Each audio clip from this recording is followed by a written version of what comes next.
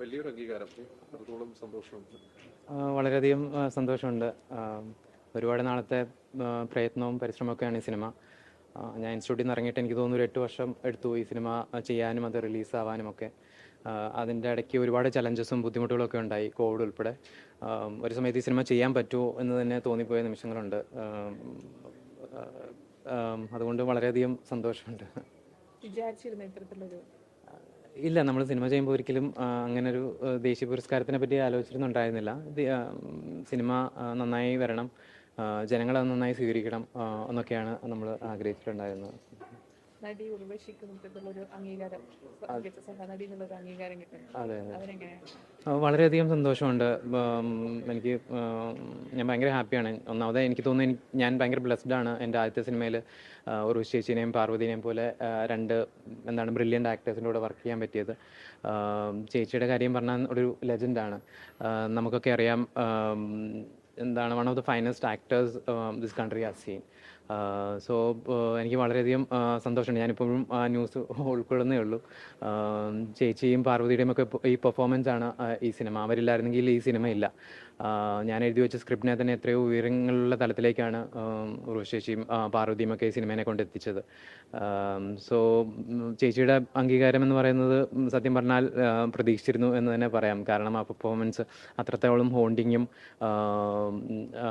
ആയിരുന്നു. അത് കണ്ടവരൊക്കെ ഒരേ സ്വരത്തിൽ പറഞ്ഞൊരു കാര്യമാണ്. പലരും പറഞ്ഞിട്ടുണ്ട്, സിനിമ കണ്ടിട്ട് റൈറ്റേഴ്സൊക്കെ എന്നെ വിളിച്ച് പറഞ്ഞിട്ടുണ്ട്, ചേച്ചീനെ ഒരു റീഇൻട്രൊഡ്യൂസിങ് ഉർവശി എന്നൊക്കെ വിശേഷിപ്പിച്ചിട്ടുണ്ട് ഈ പെർഫോമൻസ്. അപ്പം അങ്ങനെയൊക്കെ അതിൻ്റെ ഒരു ഭാഗമാകാനും അതിനൊരു കാരണമാകാനും പറ്റിയതിൽ വളരെയധികം സന്തോഷമുണ്ട്. ഈ ദേശീയ പുരസ്കാരം താങ്കൾ പ്രതീക്ഷിച്ചിരുന്നില്ല, പക്ഷേ ഉർവശിക്ക് കിട്ടുമെന്ന് പ്രതീക്ഷിച്ചിരുന്നു. അതെ അതെ, തീർച്ചയായിട്ടും ചേച്ചിക്ക് കിട്ടുമെന്ന് ഒരു പ്രതീക്ഷ ഉണ്ടായിരുന്നു. കാരണം നമുക്ക് അറിയാം, സിനിമ കണ്ടവർക്കൊക്കെ അറിയാം ചേച്ചിയുടെ ഒരു പെർഫോമൻസ് ഭയങ്കര എന്താണ് പറയുക, ഭയങ്കര സത്യമുള്ളൊരു പെർഫോമൻസാണ്. എന്ത് ഇമോഷൻ കിട്ടിയാലും ചേച്ചിയുടെ ഉള്ളിലേക്ക് പോയിട്ട് അതൊരു സത്യമായിട്ടാണ് പുറത്തേക്ക് വരുന്നത്. അതിനകത്ത് ഒരു തരത്തിലുള്ള അഭിനയം ഉണ്ടെന്ന് പോലും നമുക്ക് തോന്നില്ല. ഞാൻ തന്നെ എഴുതി വെച്ച സീൻസ് ഇവർ ചേച്ചിയും പാർവതിയും പെർഫോം ചെയ്യുന്നത് കണ്ടിട്ട് ഞാൻ പോലും ഇമോഷണലായി നിന്ന് പോയിട്ടുണ്ട്.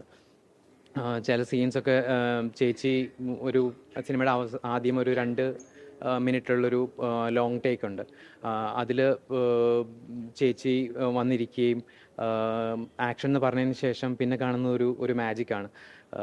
പിന്നെ കട്ട് പറഞ്ഞിട്ട് ഞങ്ങൾക്ക് വേറെ ആംഗിൾസൊക്കെ എടുക്കണമെന്നുണ്ടായിരുന്നു. പക്ഷേ ചേച്ചിയുടെ ആ പെർഫോമൻസ് കണ്ടപ്പോഴത്തേക്കും ഇനി ഒരു ആംഗിൾ എങ്ങനെ വെക്കുക എന്ന് പറഞ്ഞിട്ട് ഞങ്ങൾ പറഞ്ഞു, ചേച്ചി ഇത് അടിപൊളിയാണ് എന്ന് പറഞ്ഞിട്ട് ആ സിനിമയിൽ ആ ഒരൊറ്റ ഷോട്ട് മാത്രമേ ഉള്ളൂ. വേറെ ഞങ്ങൾ ചെയ്ത ഷോട്ട് ഡിവിഷനൊക്കെ ഞങ്ങൾ വേണ്ടെന്ന് വെക്കുകയാണ്.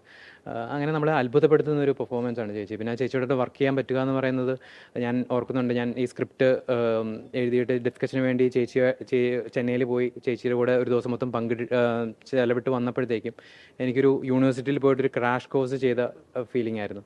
കാരണം സ്ക്രിപ്റ്റിലെ ഓരോ രംഗങ്ങളും നമ്മൾ ഡിസ്കസ് ചെയ്യുമ്പോഴത്തേക്കും ചേച്ചിക്ക് അതൊക്കെ റെഫർ ചെയ്യാൻ ജീവിതത്തിലൊരു അനുഭവം, ഒരു എക്സ്പീരിയൻസും ഒക്കെ ഉണ്ട്. അപ്പം എല്ലാ ഇമോഷൻസും വളരെ സത്യസന്ധതയോടും ജെന്യുവനായിട്ടും ഉള്ളിൽ തട്ടിയുമാണ് വരുന്നത്.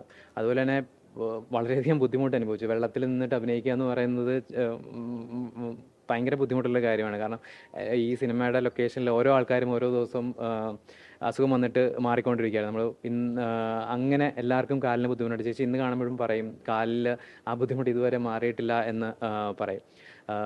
അപ്പോൾ അഭിനയം എന്ന് പറയുന്നത് തന്നെ വളരെ ചലഞ്ചിങ് ആയിട്ടുള്ള കാര്യമാണ്. അതും വെള്ളത്തിൽ നിന്നിട്ട് നമ്മൾ വളരെയധികം രാവിലെ തൊട്ട് വന്ന് വെള്ളത്തിൽ നിന്ന് നമ്മൾ ഭക്ഷണം കഴിക്കുന്നതും ഒക്കെ ഈ വെള്ളം നനഞ്ഞ ഉടുപ്പ് ഇട്ടിട്ടാണ്. അപ്പം അത് വളരെ നമുക്ക് ഇറിറ്റേറ്റിംഗ് ആയിട്ട് തോന്നിയും ഒക്കെ ചെയ്യുന്നൊരു സാഹചര്യമാണ്. അവിടെ നിന്നിട്ട് പോലും ഇത്രയും ടച്ചിങ് ആയിട്ടുള്ള പെർഫോമൻസ് ചെയ്യണമെന്ന് പറഞ്ഞു കഴിഞ്ഞാൽ നമുക്ക് ഊഹിക്കാം എത്ര ബ്രില്യൻ്റ് ആയിട്ടുള്ളൊരു കാര്യമാണതെന്ന്.